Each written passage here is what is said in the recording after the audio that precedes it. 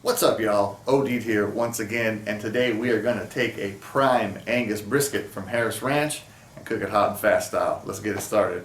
Alright, y'all, let's get into trimming up this 14-pound brisket here. This is a USDA prime Angus brisket that came from Harris Ranch, and I picked it up at Wooddale Market. What I'm going to do now is trim up some of the fat. I'm not going to show the entire trimming process on the video because there's so many other videos out there where you can watch people trim up a brisket.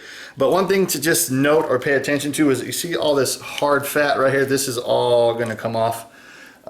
This fat right here in between the point and the flat, I'm going to take a lot of this out because this is not going to render out like this hard fat here isn't going to render out. All this fat on here on the side, this will all come off because none of this is going to render out.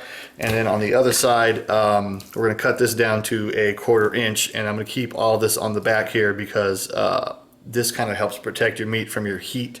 One thing I'm going to do is kind of like wipe this down, get all this blood off here, and then we'll start cutting it up. Alright, y'all, done trimming up the brisket. As you can see, I took away a lot of the fat, especially all that hard fat. I took a lot of the silver skin and little pieces of fat here on top of the flat off, just to get those out of the way. If you were competing, you could take more of it off, and then on the other side, as I said, and this was already here, I didn't do that, the butcher did that, but I took away a lot of this fat here on the bottom and tried to get it to, as you can see right here, kind of a thin layer all the way across. So yeah, this thing is now ready for some rub. Alright, now that we're all trimmed up, let's get some rub on this brisket. I have one of these shakers that have very nice holes on the top there because we're using coarse pepper. In fact, this is a basic Texas style rub. It's mostly salt and pepper. It's got some onion powder, garlic powder, a couple other things, but it's mostly just salt and pepper. See how nice that spreads with this shaker. Make sure you get all the point. So yeah, just a basic rub. We're going to put it in a foil pan and let it sit overnight, and we will start cooking it hot and fast tomorrow. Alright, y'all, it is the next morning, about 8 o'clock in the morning. We got that laying running hot. Look at that, almost at 350. Got my ThermoWorks smoke plugged in, running it through the Pro port there. Let's check out where the brisket's at. I just put it on. There we go, look at that. All that rub's permeated the meat.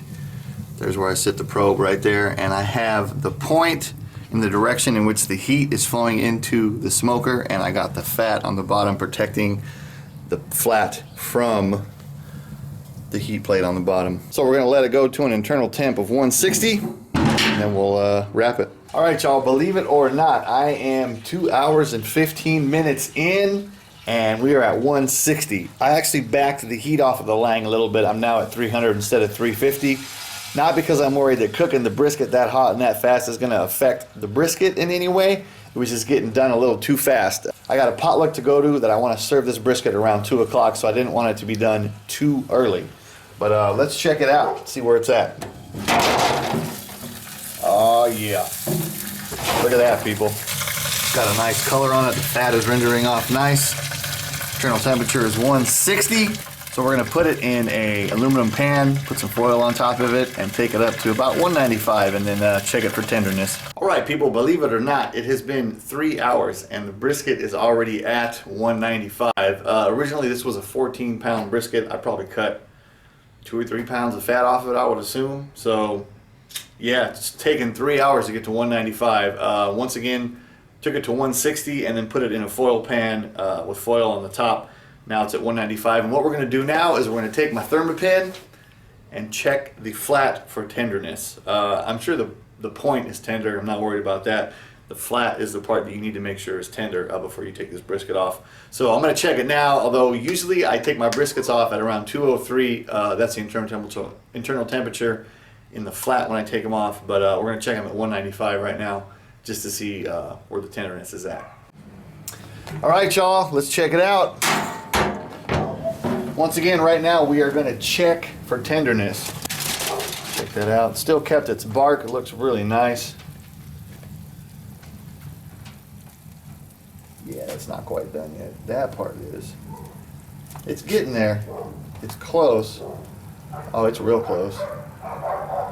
I'm gonna take it up to 200. I think we're at 198 now, so yeah, another 2 degrees, and I'm gonna take this thing off and call it done.